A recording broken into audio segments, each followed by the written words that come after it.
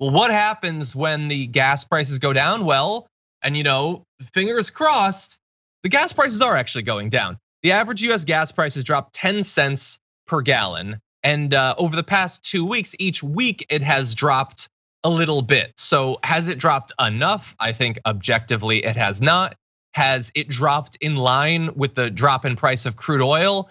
No, and that's something that we should definitely look into.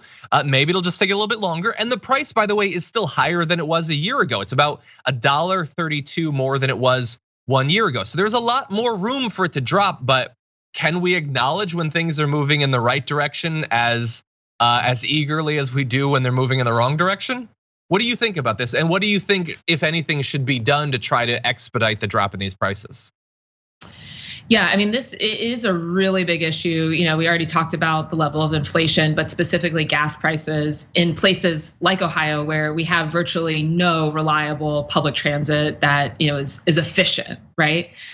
Folks have to drive a lot, and now some people can't afford to even go to work. So, I think that we do need to take emergency measures. Think about what we can do to, even if it's a little amount, repealing the gas tax. We have a 30-cent a gallon gas tax about in Ohio. Looking at the windfall profits that a lot of these big oil companies are potentially taking advantage of this moment to charge higher prices, do something about that. But overall, and I know you all talk a lot about this, we need to be reducing our reliance long-term on fossil fuels and moving towards renewable energy. And that's not only the right thing to do so that we're in a more secure position, should incidents like this happen again, but also it's a huge economic opportunity that could be creating high-paying jobs all over Ohio, all over the country. So we know what we need to do. Now we just need leadership that isn't gonna be beholden to these industries and will actually get it done. Exactly, yeah, elect politicians who don't believe the windmills are gonna give you cancer. Elect senators who don't make $500,000 a year off of coal. Elect people like that. That would be nice. Are you at all worried that, assuming you get into the Senate, you're gonna have to be working and potentially talking with Joe Manchin? How do you think that's gonna go?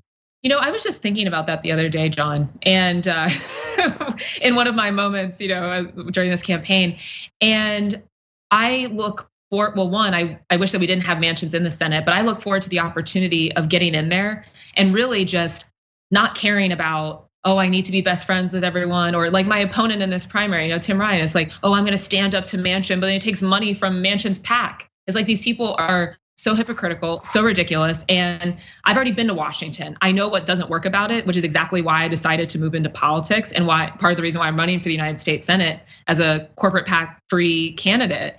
Is that, I'm gonna confront him head on, and I'm not gonna give up, and I am not gonna just back down and just go along to get along. And that's what we need more of. Self-imposed term limits, 2 terms. It's like, let's go and call these people out, confront it, and let's start to really make things happen. I agree. Would love to see that. Really fast before we move on, I wanna get your quick reactions to this. I find sometimes I focus too much on it. Apologies to the audience. I find polling to be fascinating. So what do people think? Where do they think that the blame lies in this? So there was an ABC Ipsos poll about high gas prices.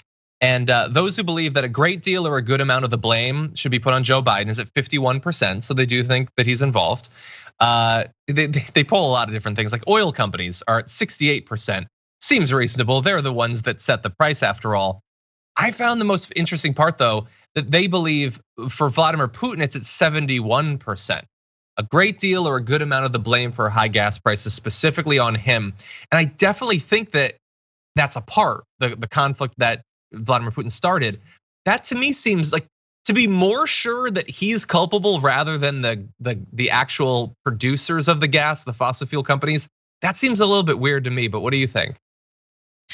I think we have a tendency to want to identify a villain. I was just talking with somebody about this today, and Putin is just such a clear villain. And then the media, the mainstream media is also kind of fed into this idea of this conflict, A, point B, increased gas prices. And that's the narrative out there. And yeah, it's obviously not entirely that by any means, or probably even a majority, due to that. And why don't we start calling out a lot of the real culprits with a lot of the issues that are going on with increasing prices, big oil with the gas prices, a lot of landlords that are jacking up prices that are increasing rent. That's another thing that is making costs unsustainable right now. But we have a tendency to sometimes back off from, when the villain is a larger system or a large corporation, that we are a bit hesitant to identify that as directly.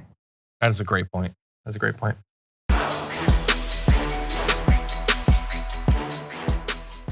For more political news breakdowns, interviews, stories of activism, and me trying my hardest to care about the occasional big celebrity news story, subscribe to our YouTube channel at youtube.com/The Damage Report. And you can ring the bell wherever it is so you don't miss anything.